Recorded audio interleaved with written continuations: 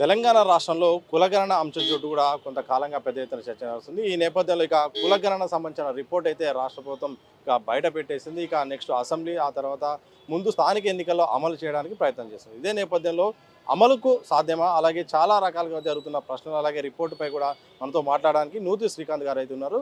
TPCC OBC cell chairman, అలాగే corporation chairman కూడా.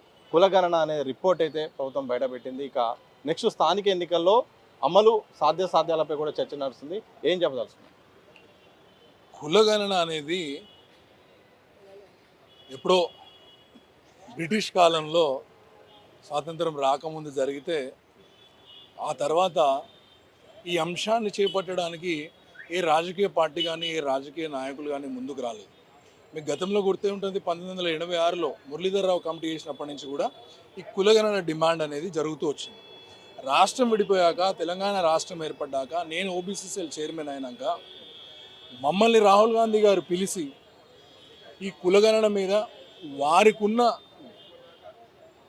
ఆలోచన ధోరణిని మా అందరికీ నింపి ఈ కులగణనకి కాంగ్రెస్ పార్టీ ఖచ్చితంగా చేపట్టాలన్న ఆలోచన వారు తెలియజేయడమే కాకుండా, భారత్ జోడో యాత్ర జరుగుతున్నప్పుడు తెలంగాణ రాష్ట్రంలో ఉన్నటువంటి బీసీ కుల సంఘాల నాయకులను, బీసీ కులాలకు సంబంధించిన మేధావులను, ఉపాధ్యాయులను, కవులను, కళాకారులను, విద్యార్థి నాయకులను అందరినీ పిలిచి కూడా భారత్ జోడో కార్యక్రమంలో ఒకరోజు ఒక అవగాహన కార్యక్రమం, ఒక శిబిరం ఏర్పాటు చేసి వారి యొక్క ఉద్దేశాన్ని మాకు తెలియజేసి అదేవిధంగా మమ్మల్ని అడగడం జరిగింది. ఆ రోజు మీరు ప్రజాక్షేత్రంలోకి వెళ్ళి ప్రజల యొక్క ఆలోచన ఏంటో కూడా తెలుసుకోండి అని చెప్పడం జరిగింది.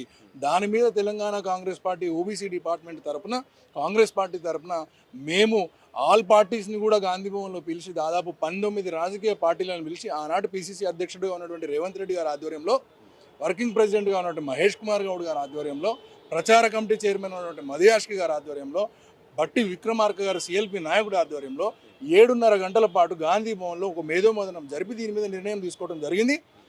మేము క్షేత్రస్థాయిలో వెళ్ళి దానికి సంబంధించిన వివరాలన్నీ కొంత సేకరించి క్రోడీకరించి తీసుకొచ్చి పార్టీకి మేము సబ్మిట్ చేసినాక ఆ అంశాన్ని మేనిఫెస్టోలో పెట్టడము, కామారెడ్డి బీసీ డిక్లరేషన్లో కూడా ఈ అంశాన్ని పెట్టడము, ఆ పెట్టిన దానికి, మాట ఇచ్చిన దానికి కట్టుబడి ఇవాళ బీసీ కులగణన చేయడం అనేది ఇది చరిత్ర.